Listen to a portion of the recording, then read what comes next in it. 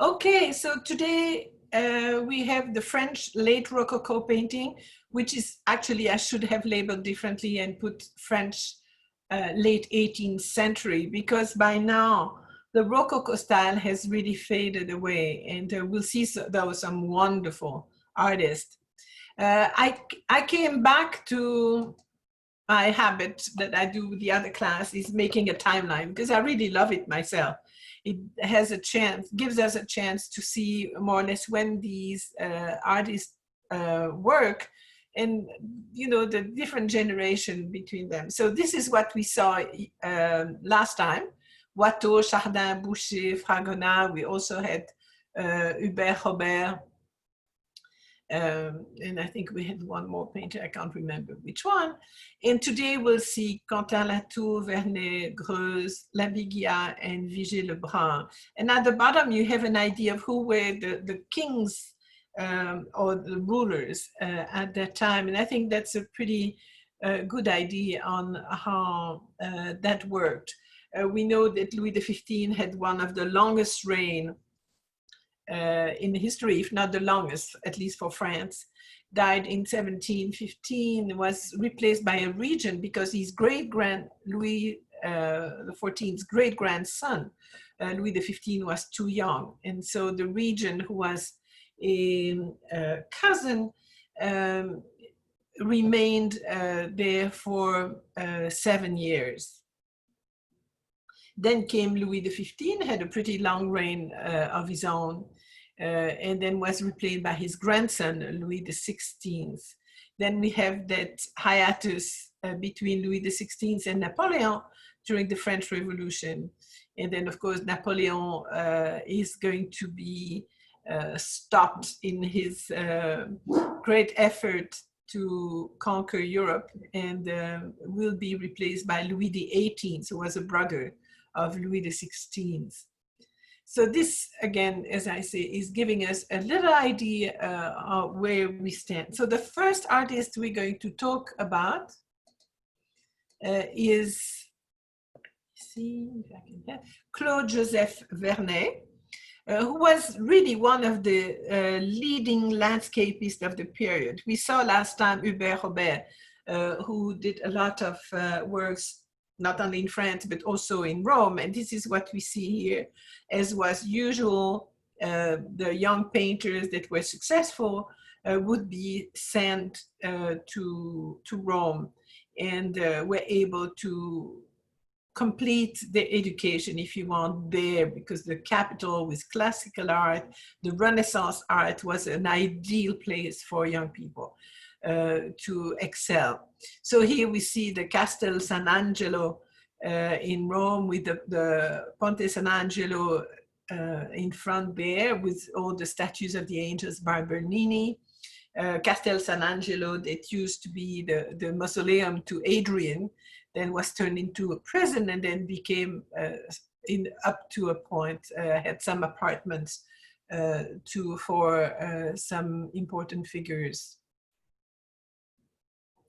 We can see that he's been influenced by the lights of Claude Lorrain, who had spent the whole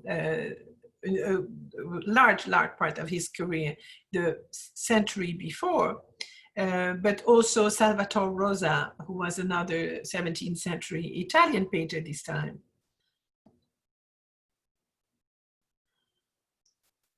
He became very specialized in paintings of the seashore and port, and actually received a commission by Louis XV for 15 representation of French seaports that he painted between 1754 and 65. And you can imagine it entailed every time some trips and staying over there. One of the prettiest. These are rather large canvases, as you can see, 65 by 103 inches.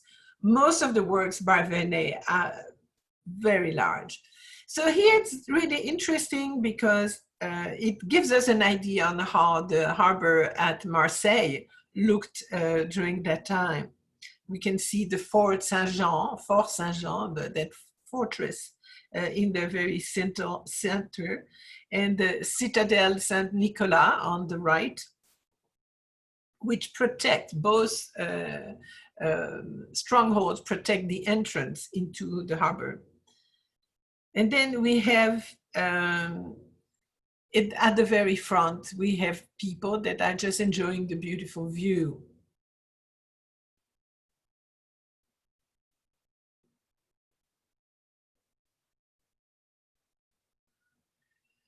Actually, Vernet is showing himself on the foreground.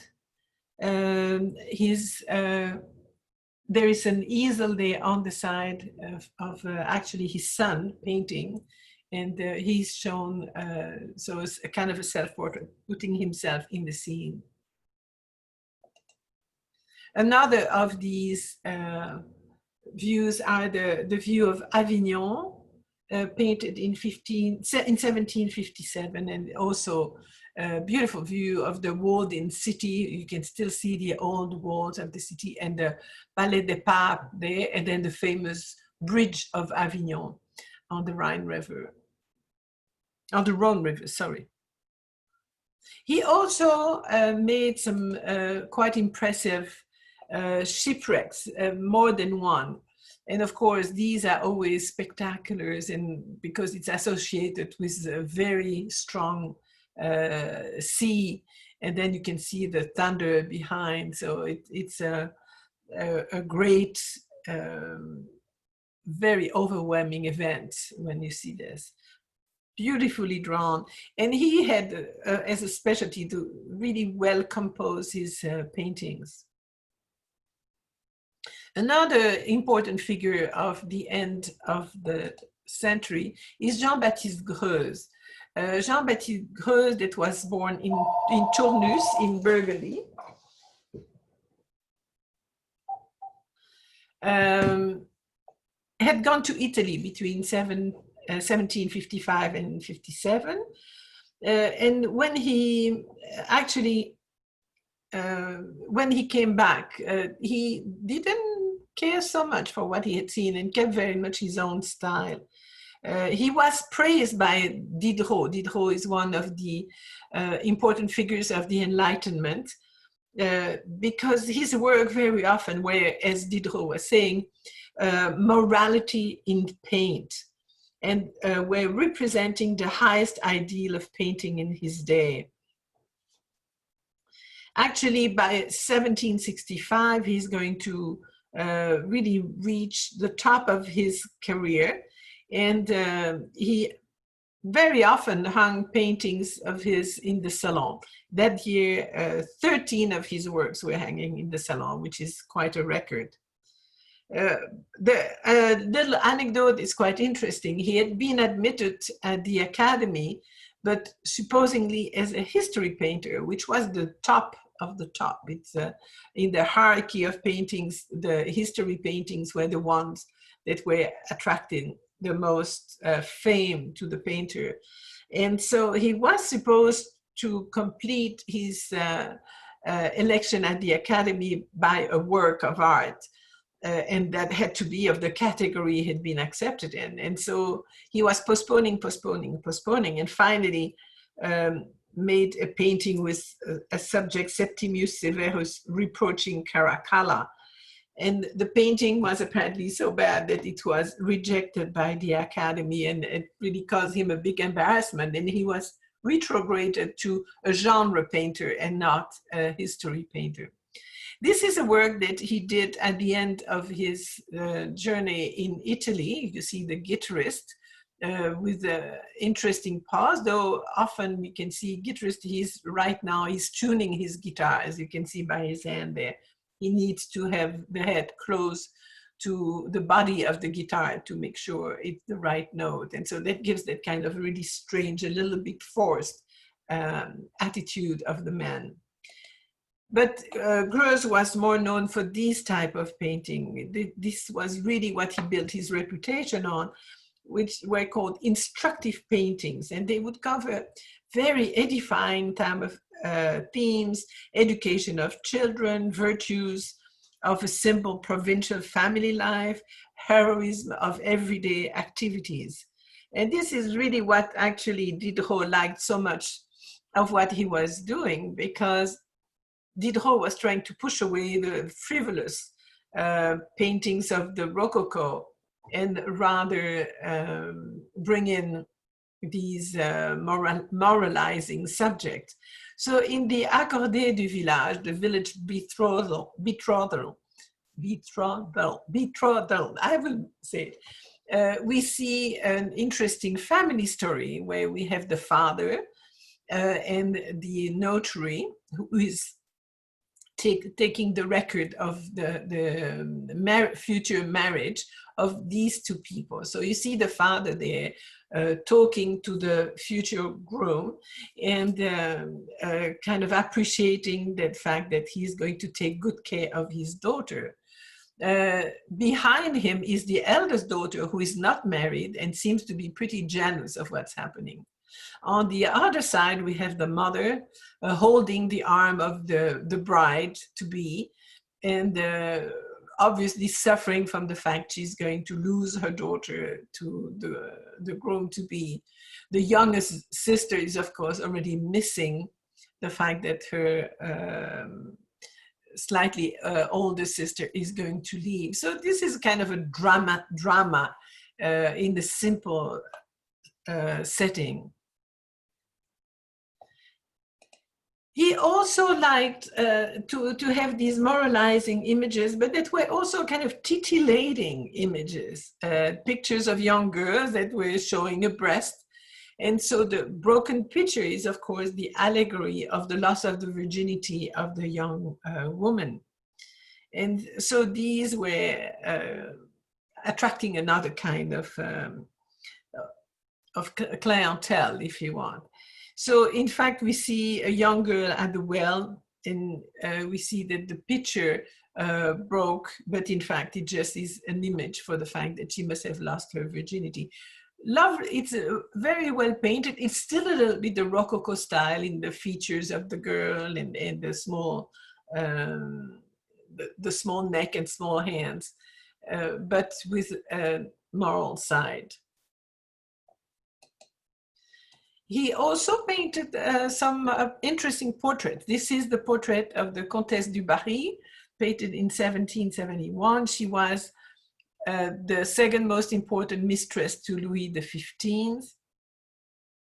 She was born to humble beginnings as the daughter of a seamstress, but rose to become one of the most important figures at the court.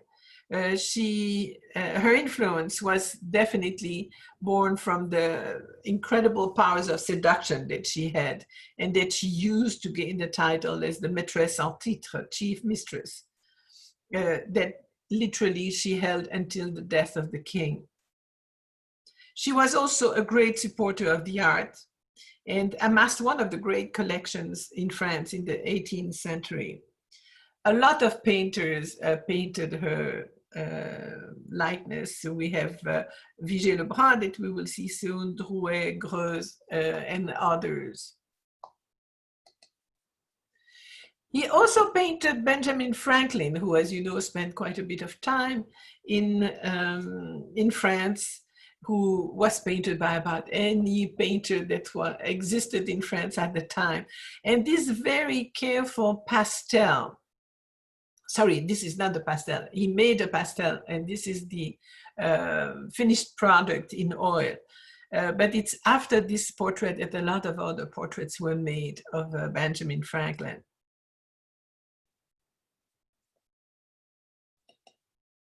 Towards the end of his life, this is one of the most important paintings he did that was overly religious. The scene is set in a rocky landscape, and we have on the right a hermit and a whole series of young girls bringing him foods, and then in return, he's giving them rosaries and votary medals.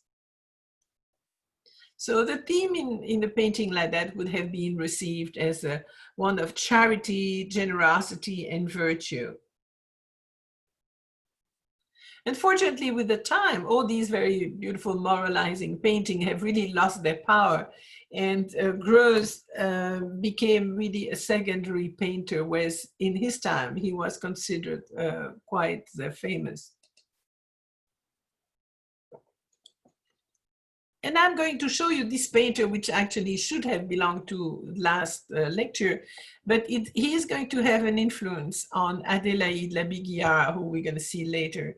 And so this is why I kept him for this class. He's quite, I think, an interesting figure. Maurice Quentin Latour, born in 1704, died in 88.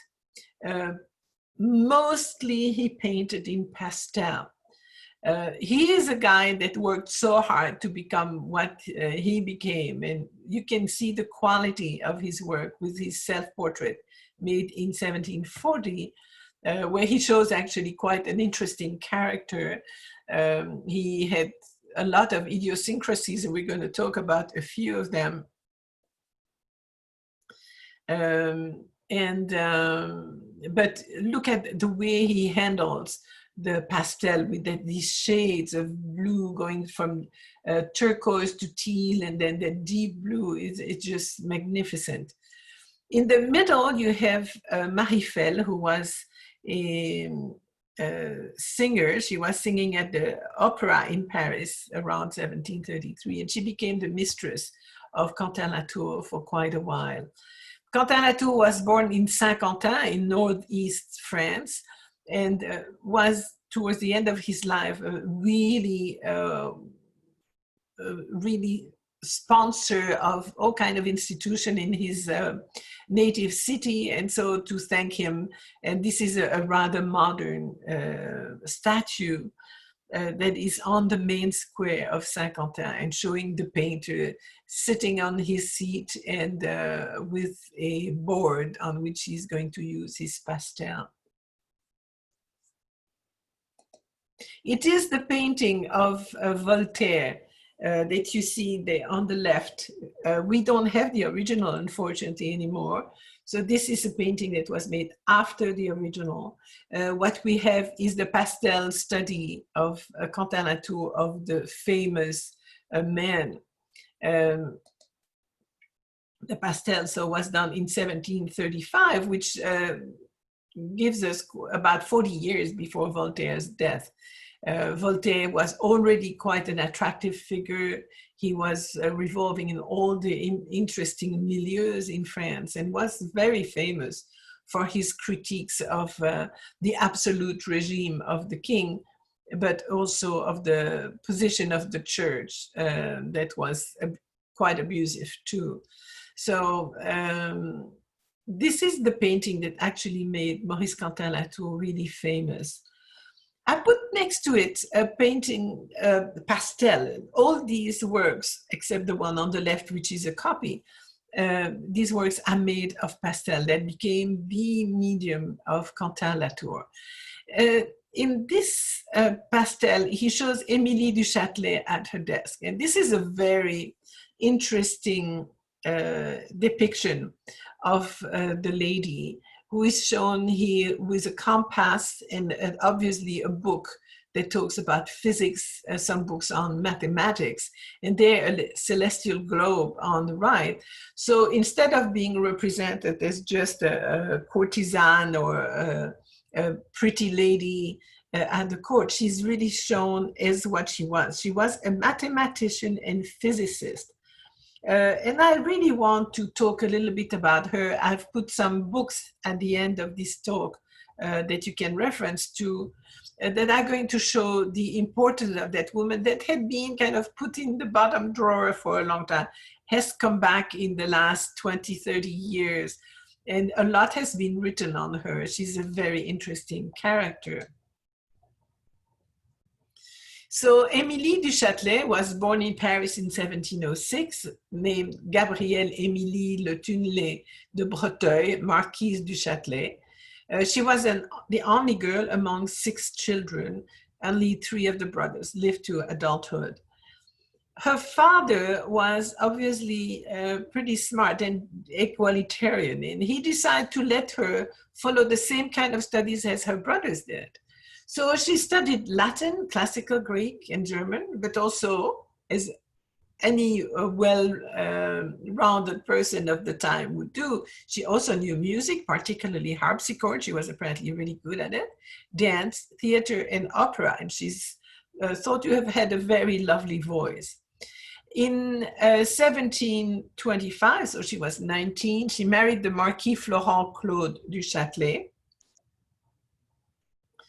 And Claude du Châtelet was a military person who was spending a lot of times away from home, wasn't seeing his wife very much. It seems that he was completely aware that she was much more intelligent than he was. And as the customs of that time were in a certain level of the aristocracies, the life was much freer than it became in the 19th century. So he kind of closed the eyes to the infidelity of his wife. In 1734, Émilie met Voltaire and welcomed him at her chateau of Cirey. And they had about a 15 years affair. He used to call her the divine Émilie. It was a very interesting relationship. Émilie had actually 3 children from her husband, 2 boys and a girl. The last boy died just shortly after birth. And then she will have a 4th child, and we'll talk about it in a minute. When she met Voltaire, Voltaire was in trouble as usual, and she decided to welcome him at her chateau. Voltaire very quickly recognized the incredible qualities of that woman, that she was so smart and she was searching all the time. So she pushed her to further her knowledge in physics and mathematics. So well so that in the 1740s, she translated the monumental work of Isaac Newton, Principia, into French. And that version is still considered the standard French translation, which is incredible. Not only did she translated it, but she also put notation to explain what Newton was saying. As the Academy of Science in France would never admit a woman, she was actually elected 6 years later at the Academy of Science in Bologna. She went on, she was considered one of the only women at the time that made sense of calculus. Even most men wouldn't at that time. So she actually had, but the interesting thing too, before I go to the end, is that she always held that very unusual lifestyle for a woman to be so much into these sciences. But on the other hand, enjoyed the court life. She enjoyed having salons and people coming. She was very pretty. And actually towards the end of the 15 years affair, started being unfaithful to Voltaire too. And many men fell head over heels for her because she was such an attractive woman.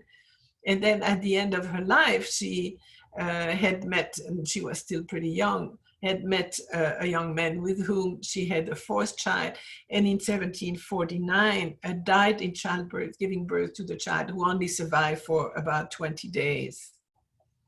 So an extremely interesting character. There are books that you will see at the end that talk about her and her approach to science, but there is also a book of the relationship between Voltaire and her.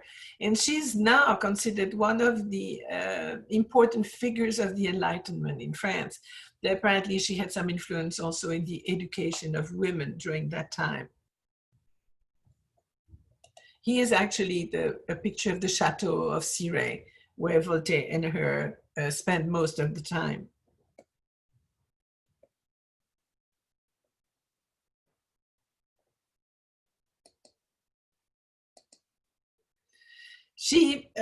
Quentin Latour also made that pastel of Jean-Jacques Rousseau, of course, another of the great figures of the Enlightenment, quite a bit younger than Voltaire.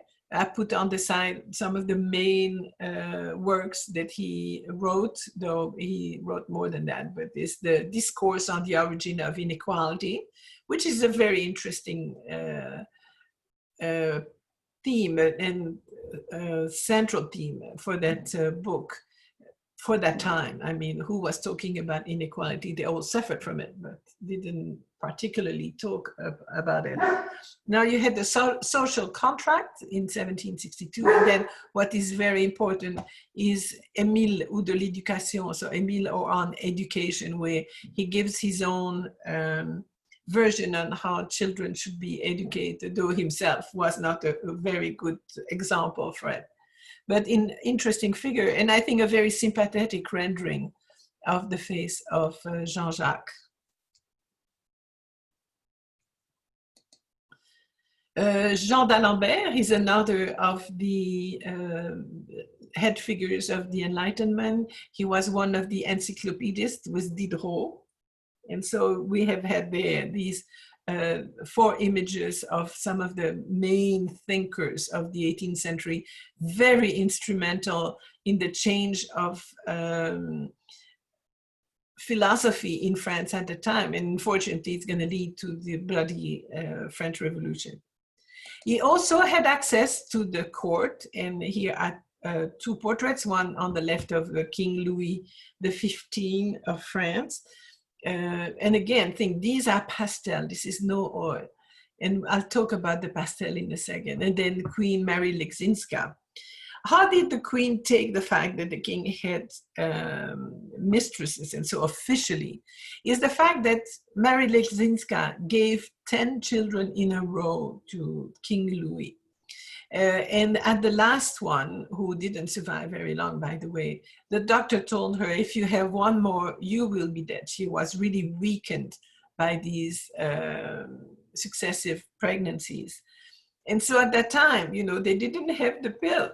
So she closed the door to her husband, and as he had his own needs, he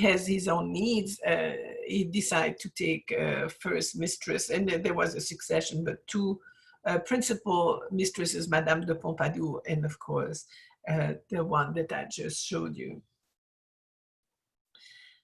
Again, the interesting point about pastel is the same pigment basically that you have with oil, but it's the binding process that is different.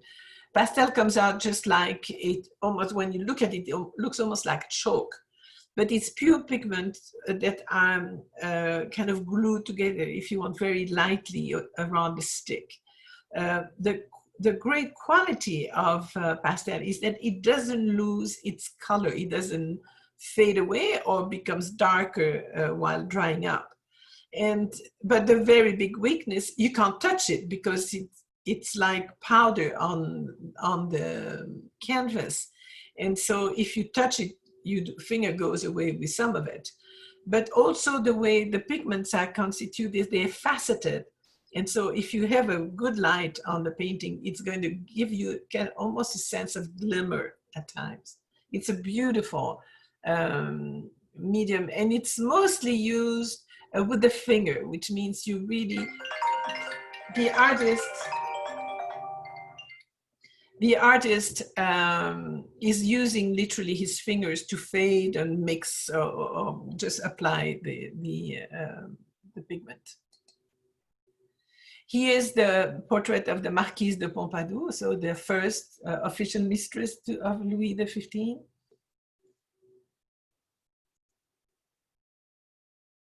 And there's a really very interesting episode, because Quentin Latour, as I said, had his idiosyncrasies.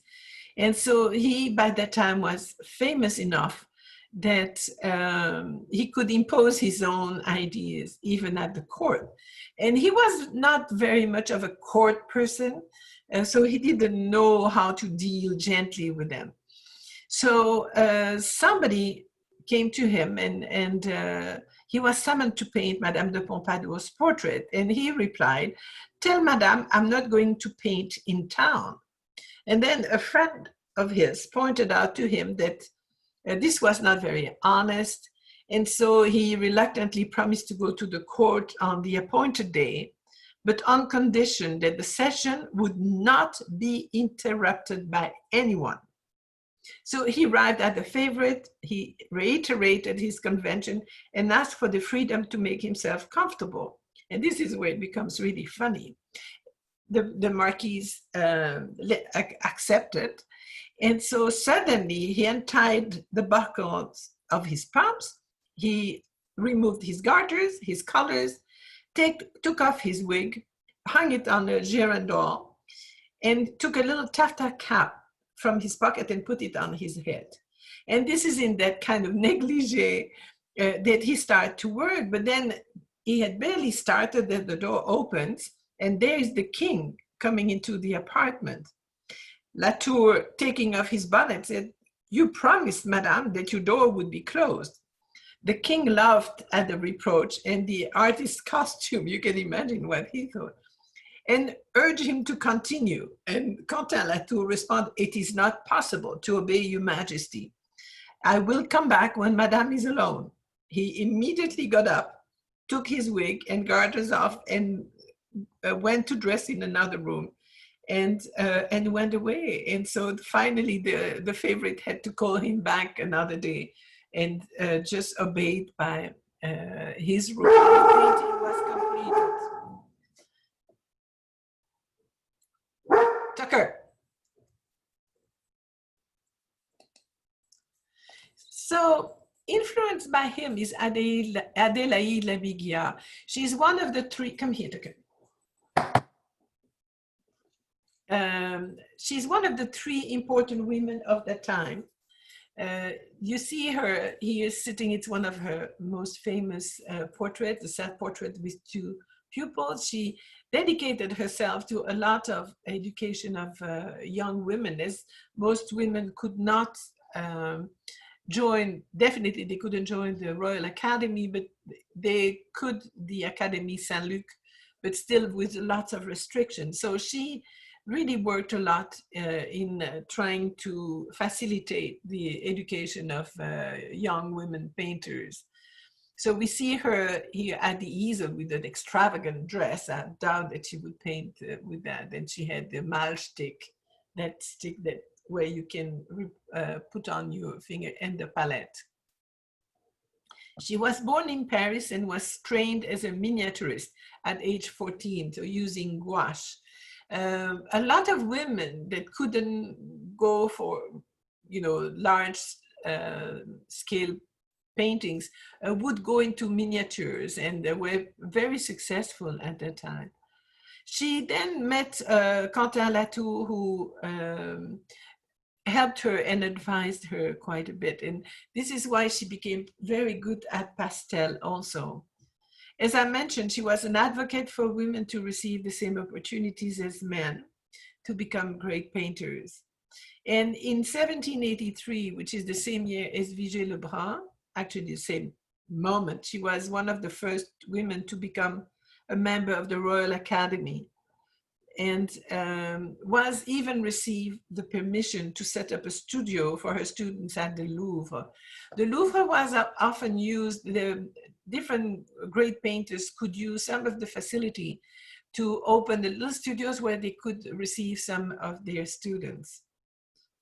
So at the time she was received at the Academy together with Vigée Le Brun, very quickly the press and the people around, gossips, set them as rivals against one another. Though they different in style, the Labille-Guiard loved to finish, as you can see, the satin of her dress.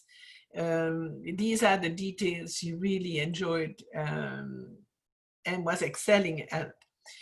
But she's never going to be able to give the kind of expression, the natural side that Vigée Le Brun will give, and we'll see very typically.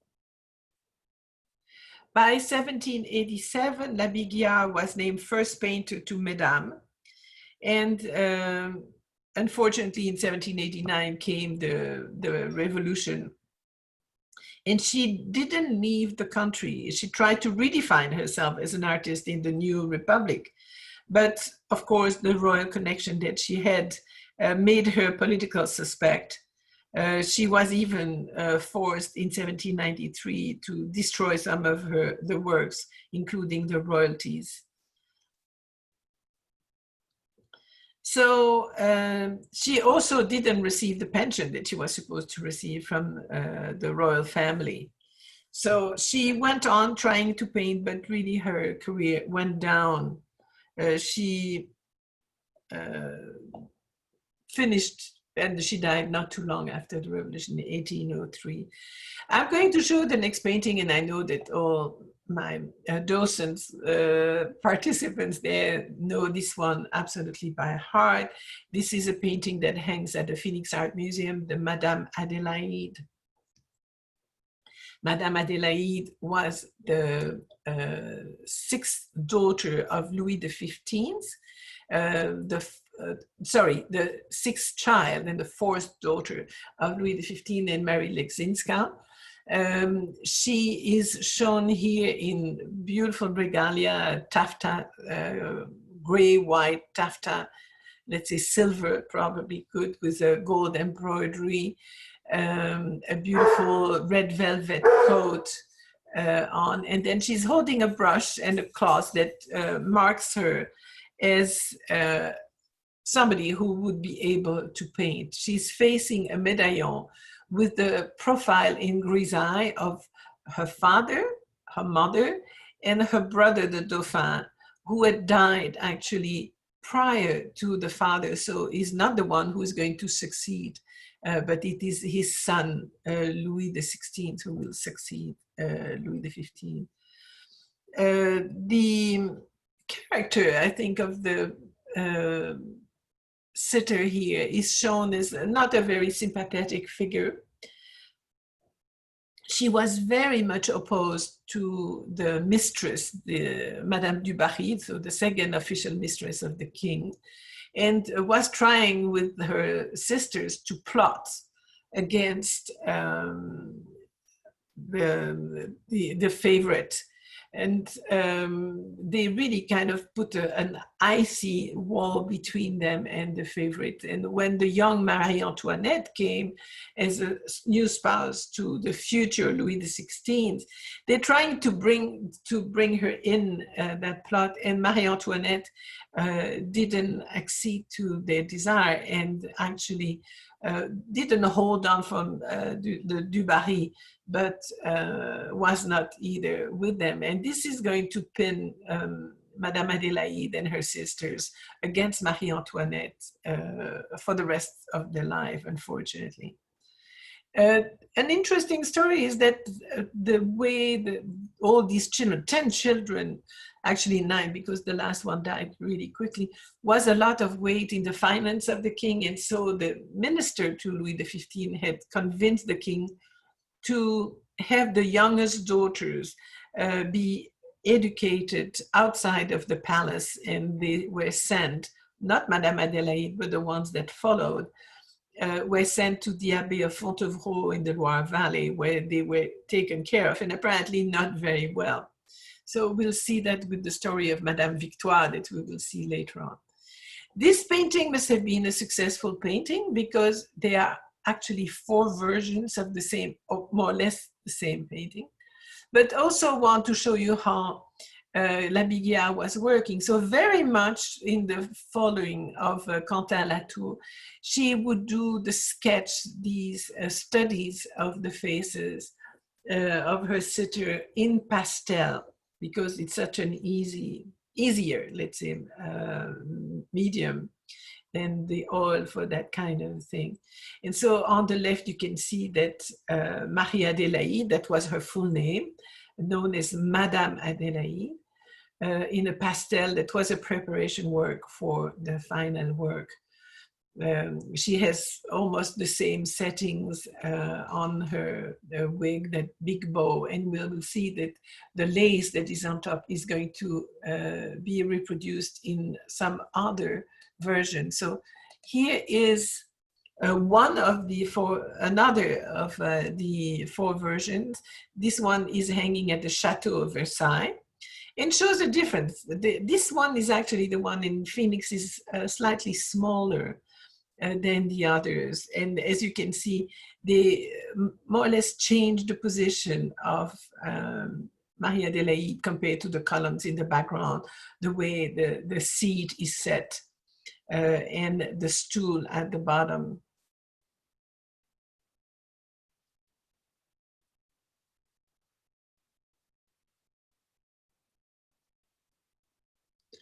There is also a sentence here written at the bottom that doesn't exist in the Phoenix version. And at the top here is actually a frieze that is showing the death of Louis XV, with the daughters coming to the bed while the Dauphin is pushed away by fear. He died of smallpox, and so they didn't want the children's life to be endangered by the contagion. And so the girls stayed at the bed of their dying father, and they all got smallpox but survived, actually. So it's really interesting. Also, the pattern on the floor is different. They just, a few things you can see have been changed. Actually, probably this one was a later version than the others. If you remember, for those that have been at the museum long enough, when the museum acquired the painting, the face of Madame Adélaïde was different. And it is believed that it had been done by Labille-Guiard or a later person to try to disguise the features of Madame Adélaïde and change it for somebody else. So at the last restoration, they discovered that the face was not the original one and cleaned it up to discover this one.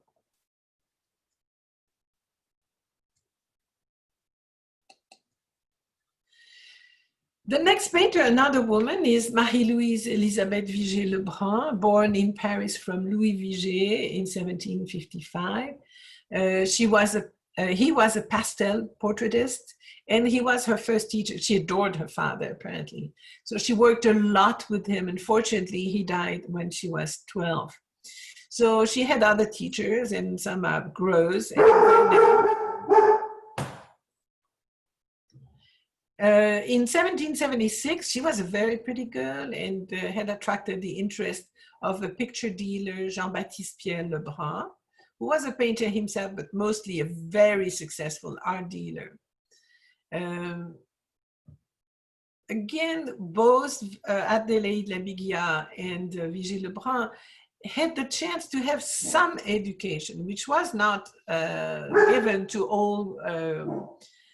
all girls. And this allowed them to Tucker, come here now. Tuck. And she, excuse me 2 seconds. I think I'm probably going to take a break right now so I can get hold of that dog. So let's take a break and unmute yourself.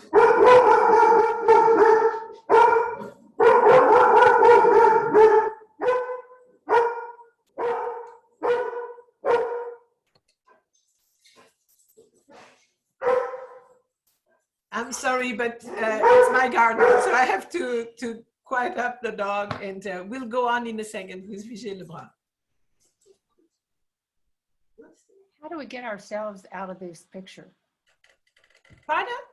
How do we get ourselves out of this picture? It's when you go no videos, or there's something about videos where you say. I can't see. It says share screen, but it doesn't say stop video. Share screen. Stop video. If I stop video, I stop you, don't I? No, it should be you. That's it. Okay. Okay. Anyway, I'll be back in a second. I have to quickly go and see my gardeners, and I'm going to quiet the dog.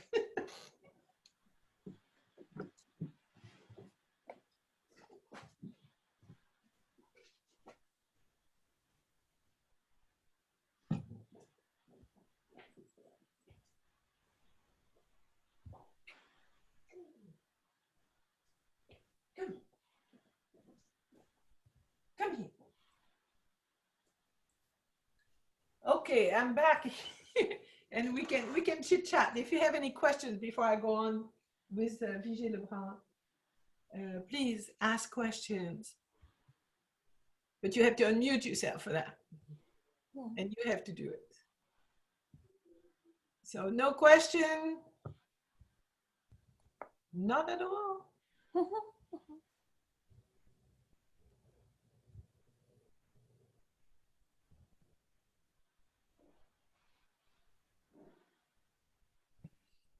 Anne, can you tell us a little bit more about what it means to be in the Royal Academy? Okay, the Royal Academy had been founded by Louis XIV, and it was really a total education, the way it had been actually formulated already in northern Italy. It starts in Bologna and in the northern cities of Italy, and then it's going to spread all over Europe because every big city wants to have an academy. And this was typically a 4-year program where the students were taken through a lot of theories and a lot of drawing, reproducing, and so on. They would typically, at first, copy works of old masters. They would be faced with plaster cast, you know, these copies of classical statues, and draw and draw and draw. Because anybody that has done any art knows that you have to have a hand that becomes so used to drawing that it's very flexible, but can also draw absolutely beautiful lines, for example, very easily. And it's only with practice that you can do that. They also would get some theoretical teaching with the history of art that you have at that time. They would be exposed most probably to the writings of Vasari. It's translated, of course, but any art history that was possible, they would be taught that. And then the principles, there were lots of theoretical books that had been written. We've mentioned Alberti in the Renaissance, and prior to that, Theophilus. There are many other books that would, you know, that were used as to give them a good foundation on how to paint, how to mix the pigments, how to apply them, how to use the proper medium, the proper oil or whatever, if it was oil painting, how to compose a work, you know. And the big problem that happened with the academy, it became stricter and stricter and didn't leave enough flexibility to the young artists to use their own inspiration. So they became too strict in what the painters could do. Well, it's a little, I'm wondering about this. So many of the people, the painters that we've talked about, they don't get to be in an academy until they already have a lot of expertise. Look, she already painted 25 portraits of the Queen before they let her in the academy. Yeah, in that case, he wasn't educated at the academy. The academy was also an institution. When we talk about an adult painter that is accepted at the academy, they become part of a famous group of people that are going to, they can teach or they can advise and so on. So this is not the academy, the teaching academy. This is just like you have the academy, the different academy in France now, where you receive, this is an honor, this is an award, if you want. So that's a different level. So you have your education level, but when you have an adult painter like her, who's already done a lot of paintings, it's just an honor. And it gives them a status. They're going to become judges, for example, vetting the works that can be hung in the salon and things like that. So then they probably get paid more and things like that. Yes, it's a recognition of, in that case, it's a recognition of what they've done. So then they can charge more for their work and people want them to be there. Oh yeah, and they have, you know, their name becomes more known. And by that time, obviously, Vigée Le Brun didn't need it.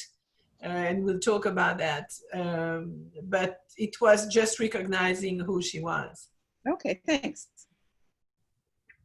So sorry for the dog thing. It was not my gardener, so it was somebody who has gone by the street. And next time he's going to be locked up in the kitchen if he's not behaving. Yeah.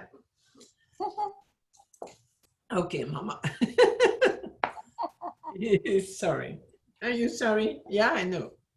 I know. Aww. Oh, I know. I love you. I love you. You know that. So anyway, and I'm surprised that you don't react to Émilie du Châtelet. There's, you see, very typical of what's happening in the last 20 and some years. Some women that were of real value who have been kind of remained hidden from us, but are going, typically is going to have quite a role at that time, and it's now bringing back up. And so you will see there's a book, I just ordered it. I haven't been able to start it, but it has good reviews about the life of Émilie du Châtelet with Voltaire. And so this must have been quite interesting because two big minds together, it was quite great. So I think we're gonna go on. I have a chat there, somebody is telling me something. Okay, so Cynthia, yes, I'm at the end, the last slide of this presentation has some names of books for Émilie du Châtelet. So you will see it at the end, and when I send you the link to my PowerPoint, you can have them. Okay, good. Okay, so I'm putting you back in speaker view, and please, I'm going to mute you again if some of you haven't, so I mute you all. And we go on with the wonderful Vigée Le Brun. She's really one of my favorite painters of the time. So she married, as I mentioned, in 1776, Jean-Baptiste Pierre Le Brun. That's why she's called Vigée Le Brun. And then because, and I want to insist on that, both these two female painters had access to some education, it really helped them having conversation. By having conversation, they became attractive people to be painted by, because you can imagine that when they had a sitting of 2 hours or so, they were not staying without saying a word, and they would charm their sitters by their conversation. So by 1779, she's summoned to Versailles to paint a portrait of Queen Marie Antoinette. And she will end up having quite a friendship with the Queen, and will paint 25 portraits of her. In 1780, she will give birth to a daughter, Jeanne Julie Louise, who she absolutely adored, and unfortunately finished pretty miserably. Anyway, in 1771, she toured Flanders and the Netherlands with her husband. And in 1783, the same time as Adélaïde Labille-Guiard, she will become member of the Royal Academy.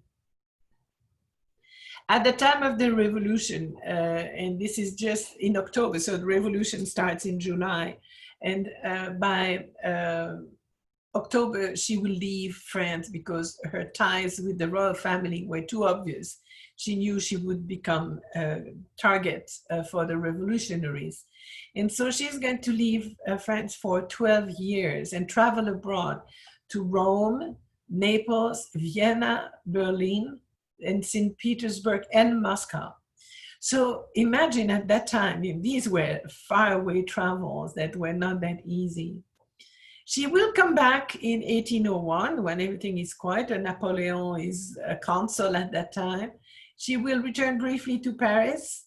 By the way, she had left her husband behind.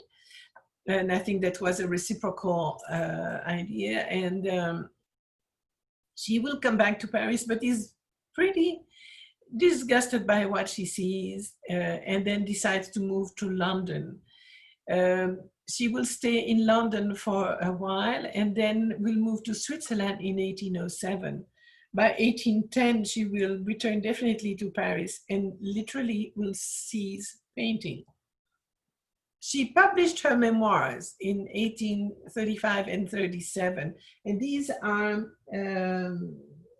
in print, so you can go to wherever, Amazon or any one you want, and get the book of the memoirs of Vigée Le Brun, which are very interesting.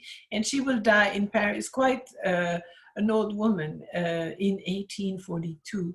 She has painted 877 pictures, including 622 portraits, and about 200 landscapes, which to me are really not first level. I would say her portraits are so good that I find her landscapes kind of amateurish, frankly.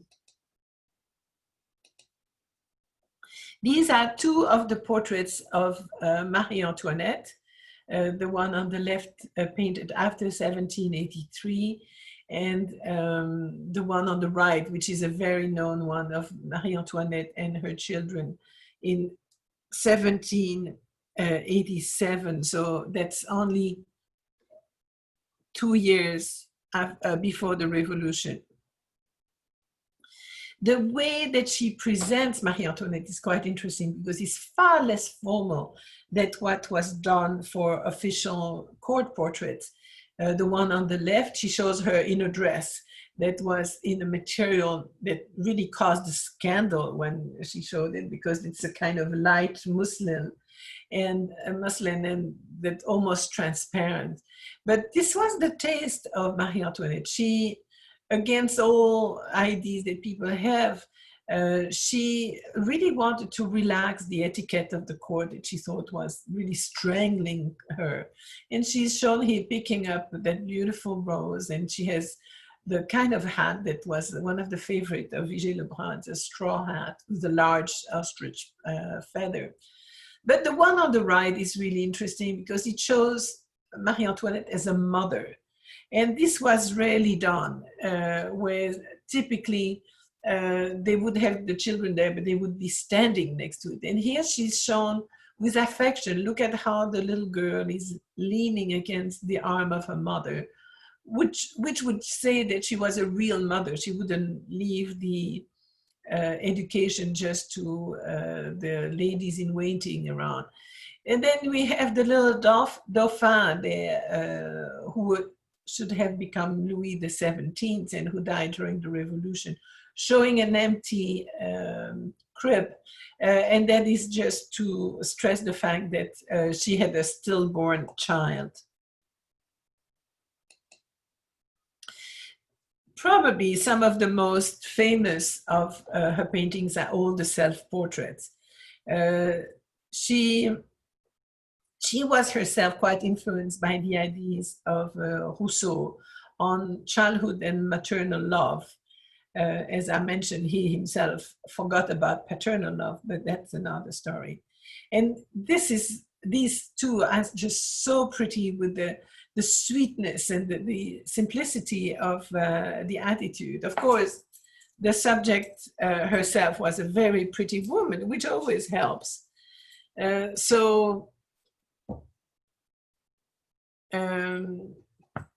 We can really enjoy these views. Also, a thing that's particular to Vigée Le Brun is that she's the first that would make portraits of the face with the slightly parted lips, which was considered scandalous at the time. It's funny to think about that, but gives also, I think, quite a bit of life to the subjects. I find her representation very lively, very real.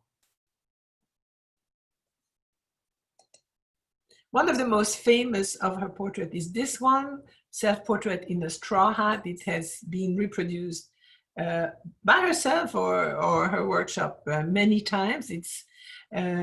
She did this portrait after going to visit Belgium and the Low Countries, I shouldn't say Belgium at that time, and having seen the works of Rubens, who shows his future sister-in-law wearing a straw hat, not a straw hat, but a large hat with a feather. And she loved that painting. And so this is what she did of herself. showing herself as a painter holding the palette in her hand, but as pretty as can be and witty. You can see that kind of wit coming out of her face. Beautiful sky in the back, very typical Vigée Le Brun type of sky. Actually, the painting at the National Gallery is not the original portrait. It's one of the later copies. The original is in a private collection in France.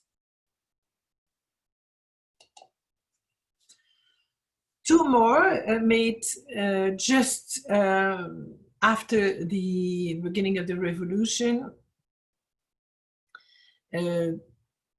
The one on the left again shows her, both of them actually show her as an artist, but absolutely lovely face and very lively rendition of her face with eyes that are extremely expressive.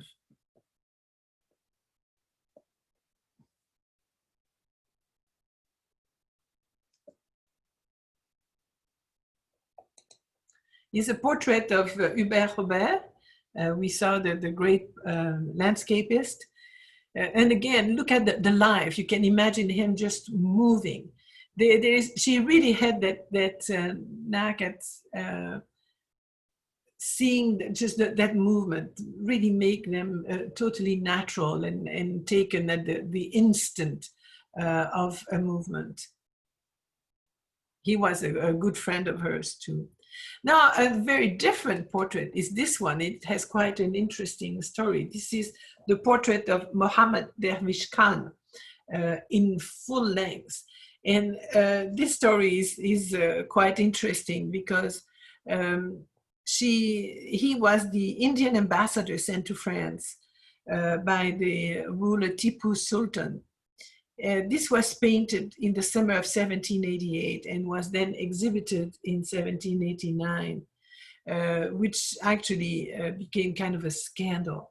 Now you have to realize here is a Muslim man, and as you know, for Muslim men, there should be no representation of any human being in paint. That was against the Quran. And here he's been convinced by the king and by Vigée Le Brun to do it. On top of that, not only is he painted, but he's painted by a woman, which makes it even more difficult. So really interesting, you can see how she is fascinated by his attire and by his man, who seems to be quite a large man here. The story that is quite interesting is that apparently when the painting was over, he hid the painting behind his bed, and she convinced a servant of him to go and pick him up and give it back to her. She would keep it. He threatened to kill the servant, but she convinced him not to. And so that painting remained in her possession until her death. Now, what is interesting, he's from India. His dress is made of muslin, who was a special fabric that was made in India at that time. And this really starts the big interest in France for Indian clothes and Indian fabrics. And this is why the painting of Marie Antoinette in a muslin dress was actually consequence, if you want, of that liking of that kind of fabric. Here is the face, quite interesting face. And I like also the fact you can almost see the brushwork on that enlargement.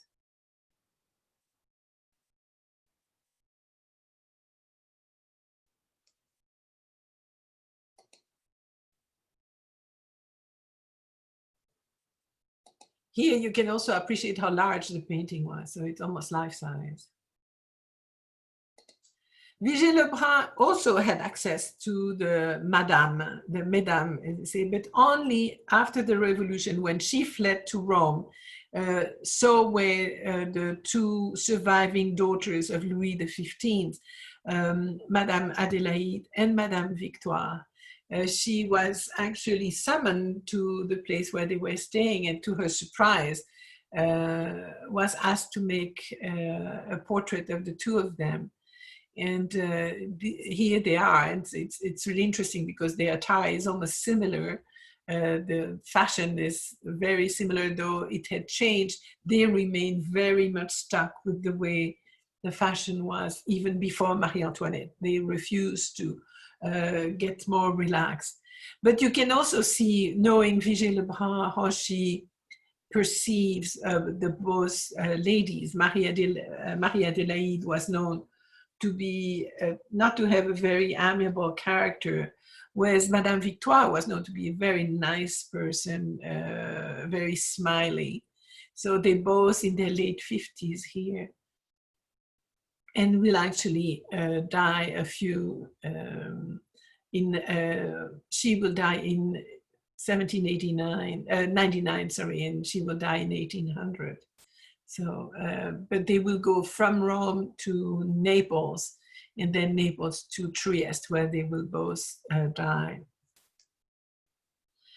So this is really interesting. So this is Madame Victoire, who was the 7th or 8th daughter, child of the king and the queen, and so had been sent to Fontevraud, to that abbey in the Loire Valley. And finally, she was 5 when she was sent, and she was, by 10, she wrote a letter to her father saying she desperately wanted to come back to the court, and he agreed. And so they came back and completed their education, which had been really neglected in Fontevraud.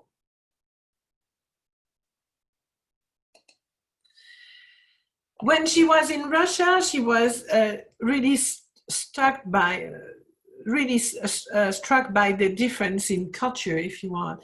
And so she was received in all the princely families, and even in the Tsarin surroundings. But they were much more conservative. And so she was blamed, for example, with that lovely painting of Alexandra and Elena Pavlovna, the granddaughters of Catherine, that she had shown some flesh. So, for example, they were the arms were showing in more of the décolleté, and so she had to retouch and paint some sleeves on it to be accepted by the Tsarin. And the lovely portrait of Princess Anna Ivanovna Baryatinsky. She actually, by doing what she had done with her granddaughter, she pleased Catherine, who agreed to sit for Vigée Le Brun, but she never could finish the painting because Catherine died of a stroke before it was to start. Towards the end of her career, you can see a change in her touch. It could be the eyesight or whatever, but she became a little harder. We lose that freshness of her painting. This is a painting done in 1809 of Madame de Staël, who was one of the great salon ladies in France, a great intellectual too. And she's staging there as Corinne on Cape Misenum. So this is more of an allegory, and really that change is really typical of that period where a lot of the subjects are shown as allegories.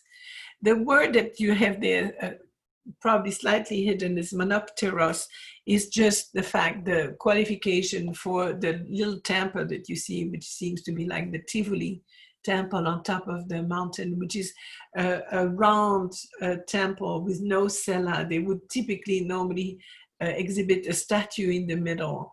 And so these temples were called monopteros, just for trivia. A third woman that you probably never heard of is a delightful painter. Her name is Anne Vallayer-Coster.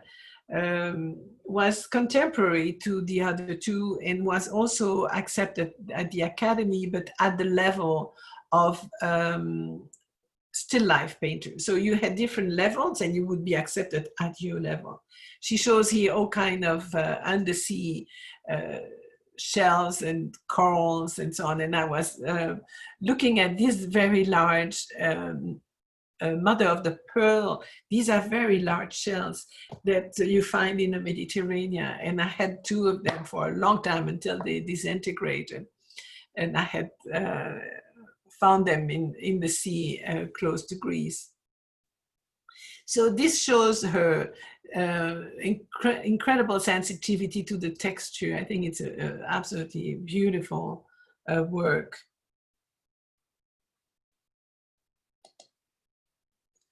A large still life with the bust of Minerva and the flag of France with the L'Île de France, a helmet and so on. So this is again quite an allegory.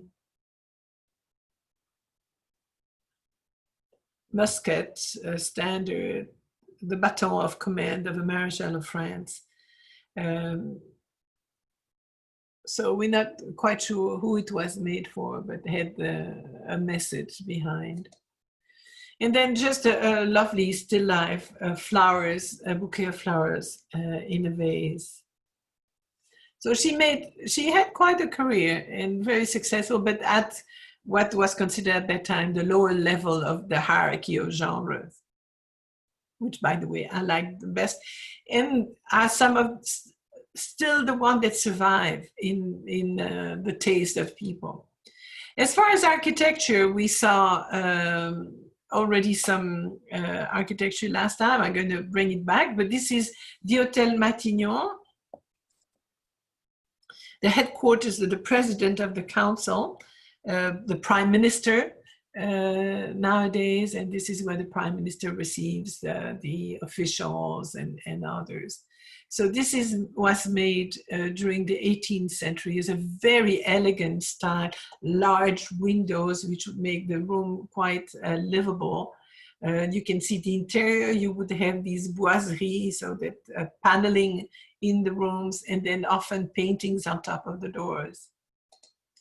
I showed you before the Hôtel de Soubise. It's one of the a few hotels that were built in the early part of the 18th century, but has kept within 2 rooms, and I'll show you just one, which are very, very typical of the early Rococo, the Salon de la Princesse, it's called, and you can visit it when you're in Paris. And it's absolutely wonderful because it opens the windows, and all the decoration is really light in taste. It's very organic.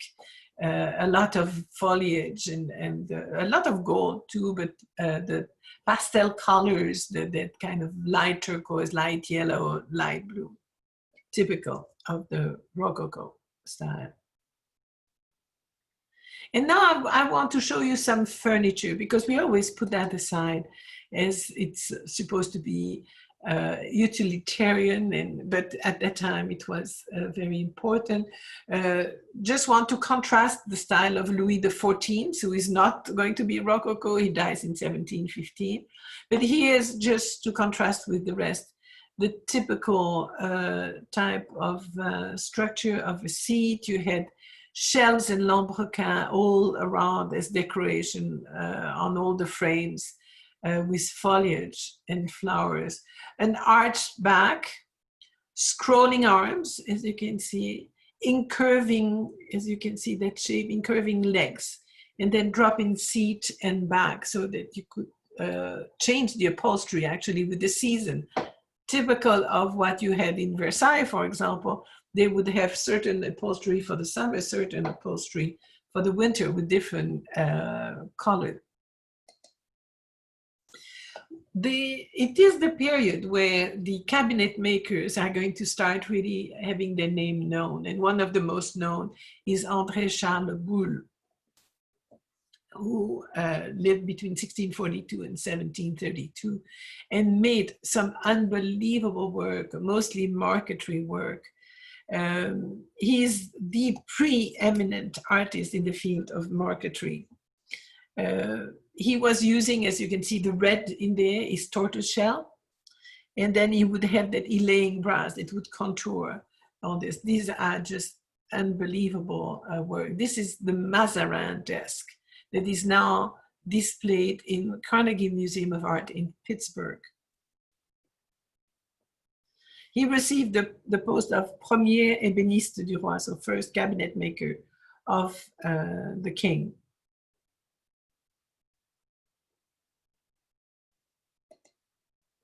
Here's some more of his work. There's a lot at the Getty. And typically these works are repertoriated, so you know when it's a bull, it has a mark. It, of course, lost a lot of the favor of the public because it's rather heavy. And so people that used to have that, they were so expensive and were sold at auctions at incredible prices, are now in museum because people don't care for that type of art. Attributed to bull, he has an armoire, and so you can see again the work. But this is a chinoiserie, by the way. You can see these motifs that are much more Chinese.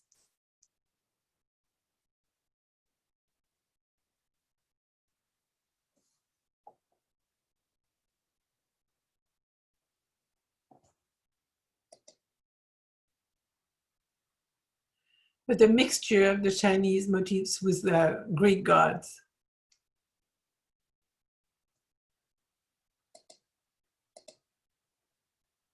So the detail, you can see again some tortoiseshell in the background. And don't ever forget that tortoiseshell cannot be imported in the US as it's considered an endangered species. If you have anything with tortoiseshell, it has to remain even in the state.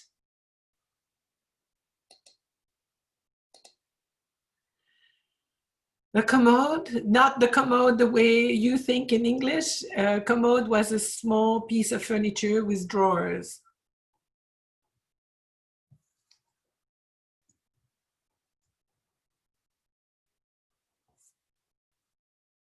Often made in pairs, by the way.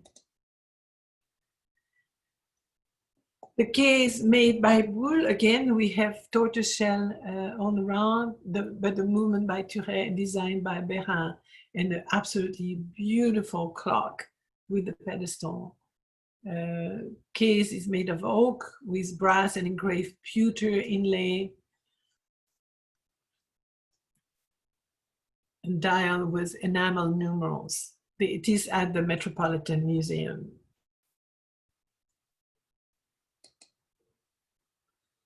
Chandelier, so to show you the extent, the range of things he was doing, made in 1710.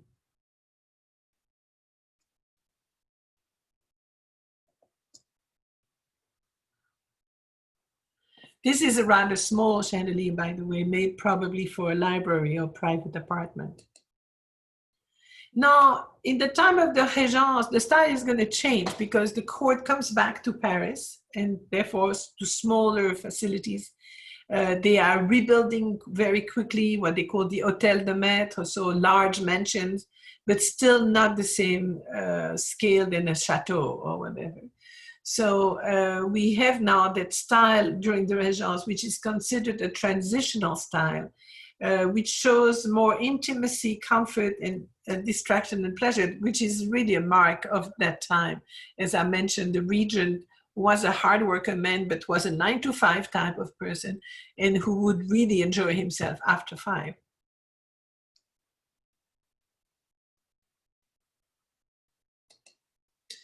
Another cabinet maker is Charles Cresson, and this is actually the bureau of the desk of the president of the Republic, who decided to take that as his own desk. This is absolutely a beautiful work. Another work by Cresson is that commode in the pine and oak veneered with purple wood, mahogany, and bois satiné. Again, a lot of gilt bronze mounts also. By the way, the one that we saw, the bureau, was the bureau of the Général de Gaulle. You see the beautiful details with the cherubs, and then here what seems to be a little elf.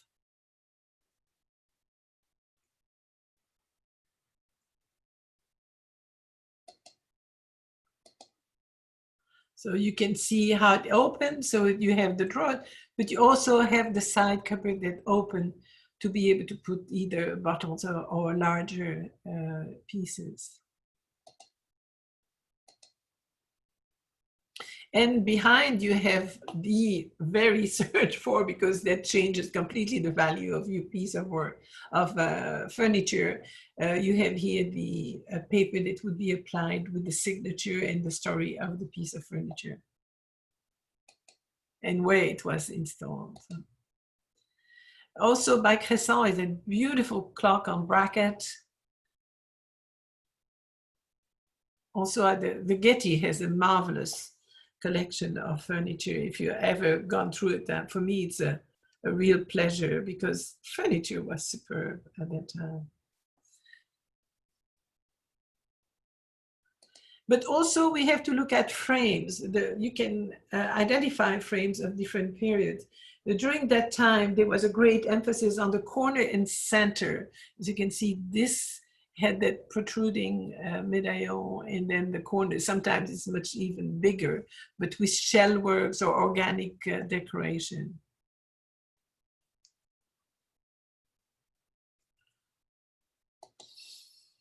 Now, the different names for the different levels of craftsmen. So you had the menuisiers, who are the wood carvers or chair makers, solely occupied with carved furnishing, which included beds and all seat furnitures and carved the boiserie, the wood paneling, ornate and intricately carved. Then you have the carvers and gilders that work directly for the menuisier. The ébénistes now, on the other hand, are cabinet maker. And the name in French, ébéniste, comes from ebony, that they worked in cabinets that were carved in shallow relief and incorporated veneers of tortoise shells and ivory, often with elaborate marquetry. And these are the things we've seen with wool among them. But we can't discount the foundrymen that made all the bronze mounts that decorated the high-style case piece. That guild was abolished shortly after the revolution in 1791, but led the trade prior to it. So moving to Louis XV, we have a complete change in style. The typical works that we see during Louis are the bergères. So these are, they're not shown really here. Bergères are large seats. Don't forget, they had to accommodate the large dresses of the ladies. The secrétaire, the desk. Table écrire is a table that you could write on. So you could move the top of the table so you could incline it and be able to write on it. Bureau à cylindre, sorry, not cylinder, was a desk with a cylinder, and that was simplified but used later on in the States in the end of the 18th century, particularly in the 19th century. And then we'll see the lit à la turque, so the beds, the Turkish at the mode of Turkey that comes up during that time. Here you see a typical suite of seats, Louis XV, very flowy, far less bulky, not as much. Though with Louis, we still have some gilt, but that's going to disappear. Mostly they are painted. So the seat backs are framed with molded of curved wood, as you can see. They often cartouche-shaped. The seat backs are gently angled. The crest features carving or even the central medaillon. You can see they at the different points of the backs. The armrests are shorter, and then the legs, and it's often the way you can identify Louis XV or Louis XVI, is they are cabriole or S-curved, leg-shaped. And here you have a cylinder desk. This is in a lovely museum that, again, I encourage you to see. It's called the Musée Nissim de Camondo in Paris. It's extremely pretty, has wonderful works of art, but also adds to that a lot of furniture, and so gives you a sense of the life at that time. The Musée Nissim de Camondo is not far from the Champs-Élysées, so it's pretty central.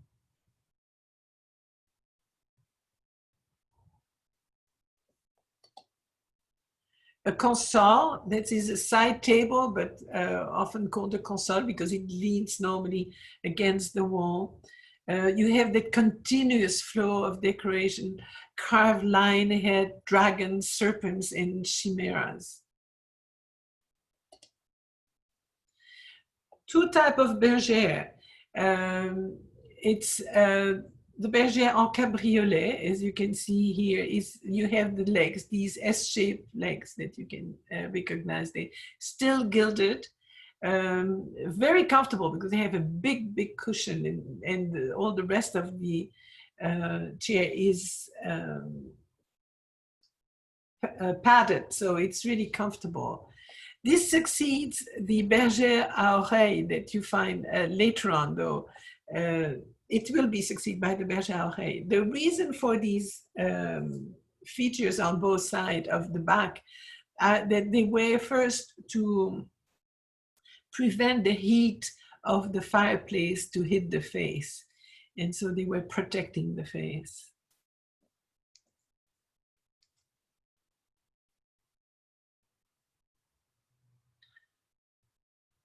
Again, they're pretty wide because they had to accommodate the very large dresses. The lit à la turque, so the Turkish way, if you want, this was a bed and became really, you know, it was exotic, and so really attracted people. This was for a bedroom in a grand private residence. It would have been placed sideways against the wall with a draped baldacchino that is missing right now. Now, it had large wheels, which means that the servants could pull out the body of the bed easily to clean and so on.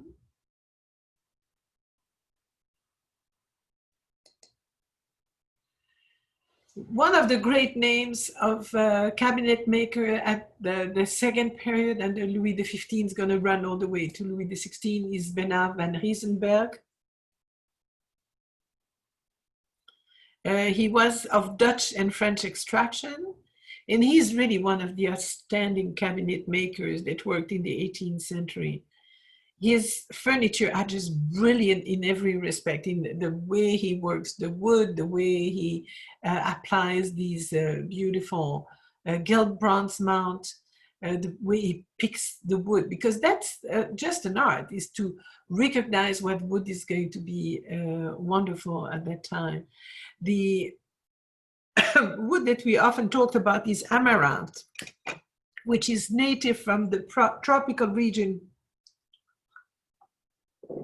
of South America. Sorry.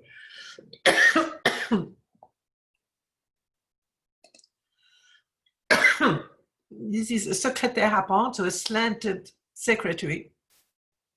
And you can see the amaranth and the use of different colored wood.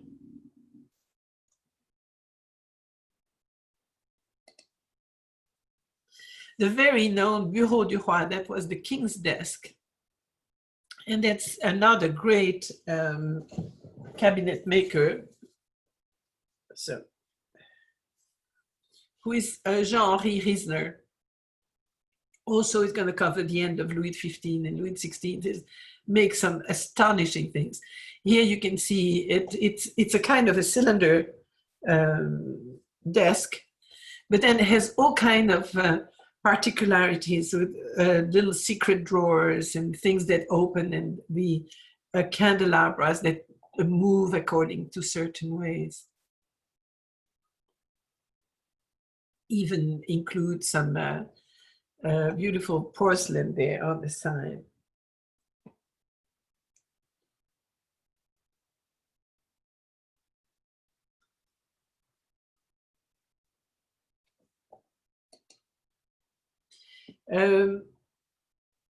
the candlestick is very typical. That's a kind of very flowy, beautiful design that tours pattern. Would come a single candlestick, or sometimes we're carrying on top here a whole network of 6 or 8 candles. Another commode, oak veneered with kingwood, and we see how the pattern are changing. It's getting less opulent, but beautiful in color. Again, Bernard Varizenburg, another commode. You see how this is so artistic.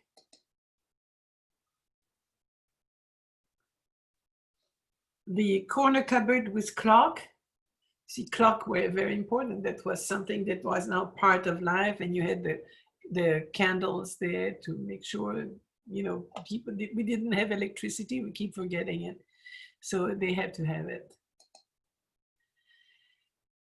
The chinoiserie, again, I mentioned that was a big fad at that time. So we started seeing more and more black and gold, just the Chinese way, and then some Chinese motifs with that corner cabinet.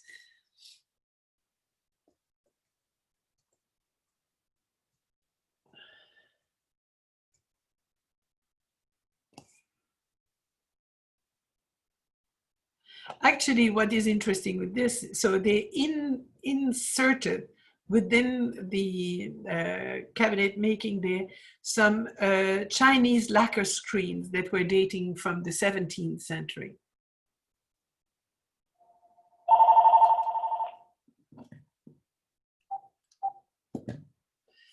Now, partly in porcelain, we have soft paste porcelain, so it's not real porcelain, it's ceramics and then beautiful wall clock.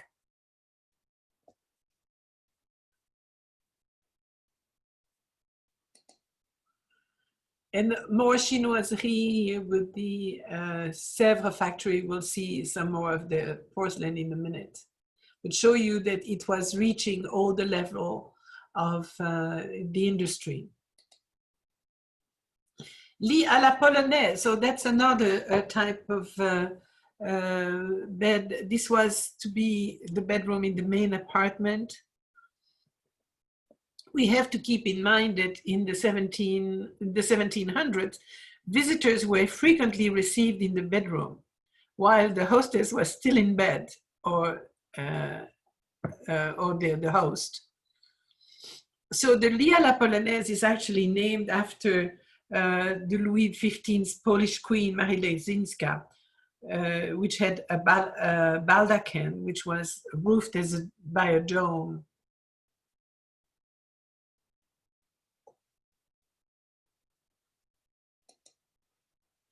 And then we have to remember that it's not only the court furniture, but in the countryside, in the nice houses in the countryside, they had marvelous woodwork that were each in pattern after each important city and important cabinet maker of the province. So these are a good example of southern furniture that would be used in rich farms or rich interiors. So on the left, you have an armoire provençal from Fourques. That's one small town in the south of France. And you can recognize Fourques by that kind of double scroll, typical of that cabinet maker or menuisier. So the typical armoire that you still find in France, though they become pretty rare, made of walnut. And then on the right, a more exotic piece, but it's called Panière et Pétrin. So the pétrin would be the place where they would put the flour, and they would knead the bread into these big boxes where they would keep the flour. And then the top part would be hanging behind at a certain height, because probably not quite as high as it is there, would be lined with fabric, and would this is in the places where they would put the bread once it was made. to prevent the rodents to reach it. Though I've seen rats going that high, by the way, in France. Boiserie, this is very typical of Louis XVI. We now reach the Louis XVI period, and often the rooms were covered with wood paneling. This is one of the few that you can still see, and it often lightened up the interiors with these light colored paneling.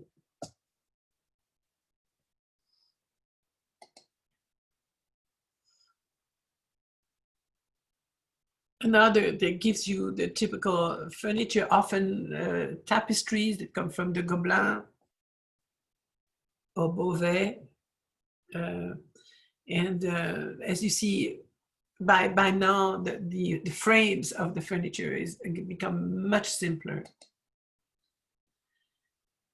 This is, again, going back to Riesner. So he goes on all the way. This is the writing table made by Riesner for Marie Antoinette. In that absolutely, the small apartments of the Queen in Versailles, in that beautiful, bright turquoise upholstery. But this was considered the small gilded cabinet of Marie Antoinette.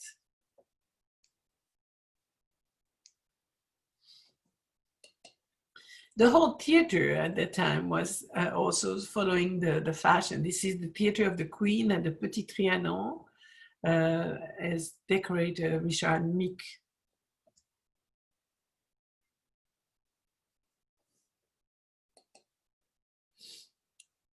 Again by Riesner, that secretary, oak veneered with ebony and set with panels of Japanese lacquers.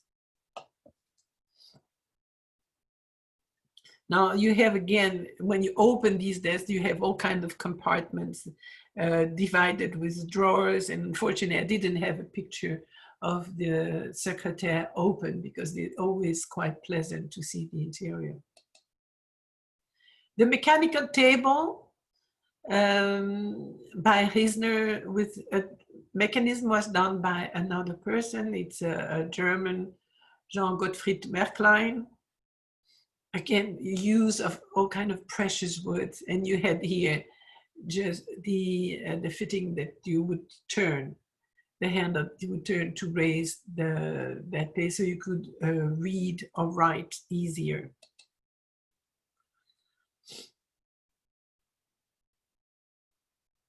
Very large mantel clock here on top of this cylinder desk, with patinated bronze, gilt bronze, enamel metal, glass, and white marble, Griot marble too. The case of the clock by Pierre-Philippe Thomire, Charles Guillaume Manière for the movement, and then the bronzes by Louis-Simon Boiseau, who was a lovely sculptor of the time, made small sizes, objects like this. Now, the bergère à la reine in Louis XVI, the seat backs are oval or shield shapes. The chair frames are geometric, neat and angular. The carvings are more restrained, as you can see. The armrests meet the front of the seat. The chair legs are typically straight, so you don't have their S shape anymore. That's the big difference between Louis XVI and XV. And the chair legs also reflect reference to columns. So they like to be fluted or ribbon twist carving.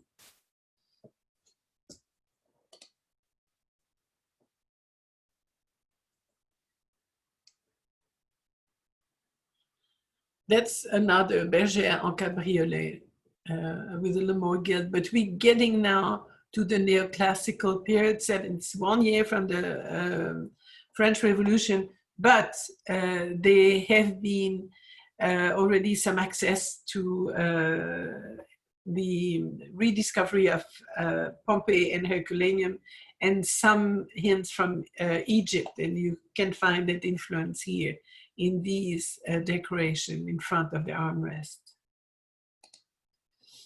Now, a very quick word on the Royal Porcelain Manufactory of Sèvres. that was founded in 1756, put literally in the hands of Madame de Pompadour. You have here a typical set of 1759 soft paste porcelain. So this is not yet the hard porcelain. Here's the very typical signature of the Sèvres, so often badly copied. The hard paste porcelain was not made at Sèvres until the late 1760s. And the reason for that is that they needed the vital ingredient of kaolin, which was the Chinese clay. And these were found in Limoges only in the late 1760s. We will go back to porcelain when we talk about Meissen in Germany. They will really go through the history of porcelain in Europe. But more of the Sèvres porcelain. Again, this is soft paste with beautiful oyster stand. Perfume burner and egg steamer.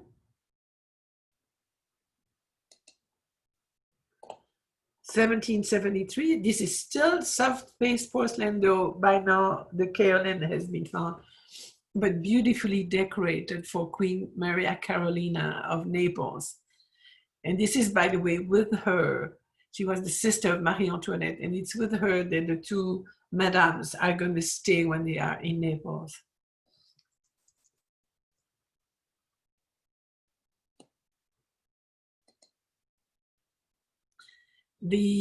After a model by Falconet, who was one of the great sculptors at the end, it's L'amour menaçant, it's threatening love, the little Cupid.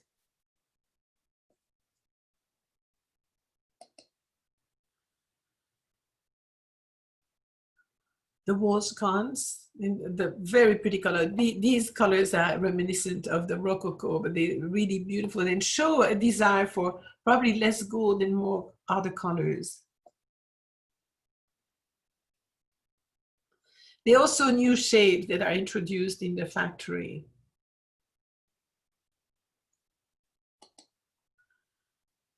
Now, 1781, these are still soft paste porcelain, but very highly decorated and typically decorated on models by different painters.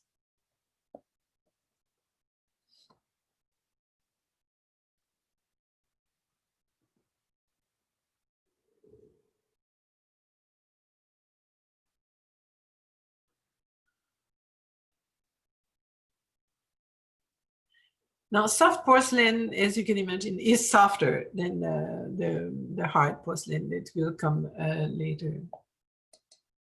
Now, here we have hard paste porcelain, 1789. This is just at the eve of the French Revolution. But you see how now they have reached an incredible quality. And then porcelain was, casted in some of the woodwork. So here we have that oak veneer, but with 5 soft paste porcelain plaques inserted. That's what I meant. So here is a small bibliography. I have sent you earlier a bibliography on the whole of 18th century, and I'm pretty sure that the book on Vigée Le Brun is included in that. But you can easily find it if you go to Amazon, at least for reference. If you look at, you will find for Vigée Le Brun her biography by herself, and but there are many other books that are really good. So here, 3 titles: Selected Philosophical and Scientific Writing by her, Émilie du Châtelet, Daring Genius of the Enlightenment. Judith Sinzer is really a specialist in her. And then there's the one that I haven't started yet, but it's Passionate Minds, Émilie du Châtelet, Voltaire, and the Great Love Affair of the Enlightenment. And I think this has received some really good reviews. So I'm quite impatient to start reading, as next week I'm a little more relaxed. Hopefully I can do it. So next time, and this is going to be on October 15th, don't forget, we skip a week, it's because the first Tuesday is the 6th of October, so I had to push back a little later. And we will look at the Rococo in Italy and in Switzerland. So he is, of course, a view of Venice. And I hope that this has been a good talk for you, that you enjoyed it. So please now, you can, let me just stop the recording. There we are.